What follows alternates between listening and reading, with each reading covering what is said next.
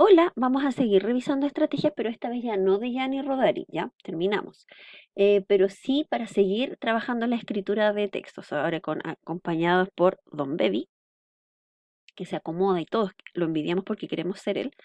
Vamos a trabajar algunas ideas para la escritura de textos un poco más largos. Ojo, Rodari no nos dice que los textos que queremos, que él quiere que escribamos deban ser cortos o largos. Evidentemente, como se trabaja más la fantasía, se propone trabajar eso, la fantasía, antes que la escritura del texto. Es como que la escritura sea un plasmar todo ese desarrollo de fantasías, de ideas, de cambios, de cosas creativas y por lo tanto no se circunscribe a una cantidad de párrafos. Puede ser corto, puede ser largo, también puede ser ciertos tipos de texto o no. En este caso, lo que yo les presento son 4 ideas para poder escribir textos un poco más largos. Ya podemos hablar de cuentos más largos, de historias, de narraciones más extensas. Em, Les traigo para ofrecerles la actividad de la expansión de textos. Esto es cuando seguimos tomando ciertas ideas que el autor original no profundizó tanto y nosotros las tomamos y las seguimos desarrollando. Podemos hacer esto a través de descripciones, ay, perdón, de descripciones de lugares de repente y eso nos permite expandir la cantidad del texto.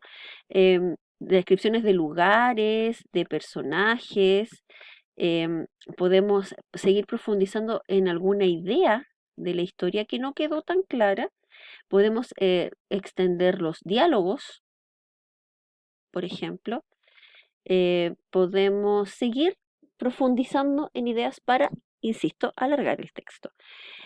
También tenemos la reescritura de textos. Aquí podemos, por ejemplo, modificar algo y de esa manera reescribir la historia. Por ejemplo, modificar un lugar y reescribir. Esto se parece a una de las actividades que vimos con Rodari.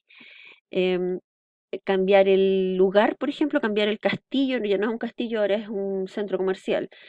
Cambiar alguna característica de un personaje y con eso se van modificando distintos elementos dentro de la historia y con eso reescribimos la historia, ¿ya?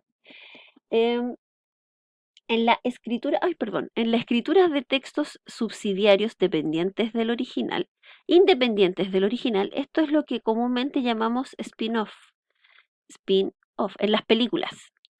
Es cuando tomamos un personaje o unos personajes interesantes en la historia y les desarrollamos a ellos una historia aparte que tiene relación como con el universo de la historia. Por ejemplo, en la Guerra de las Galaxias se han sacado muchos spin-off de personajes y en otros momentos de la historia de lo que es la cronología Star Wars. Por ejemplo, el Mandaloriano o esto de Han Solo o eh, el... Ay, no recuerdo los nombres, que son como unos ositos chiquititos. Ya, ellos salen en una historia, pero después tienen sus propias películas o sus propias series, y eso es escribir textos subsidiarios, independientes del original, pero que mantienen las características del universo, de la historia, de los personajes.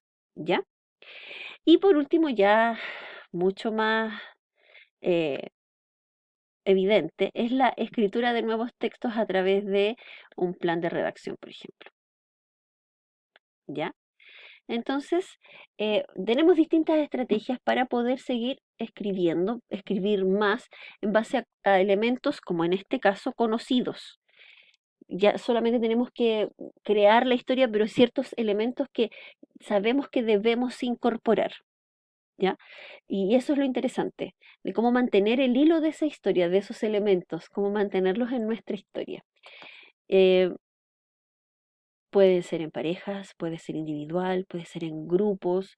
A veces escribir en grupos puede ser interesante porque son muchas ideas, son otros ojos que están viendo otros detalles del mundo de la historia, dan ideas.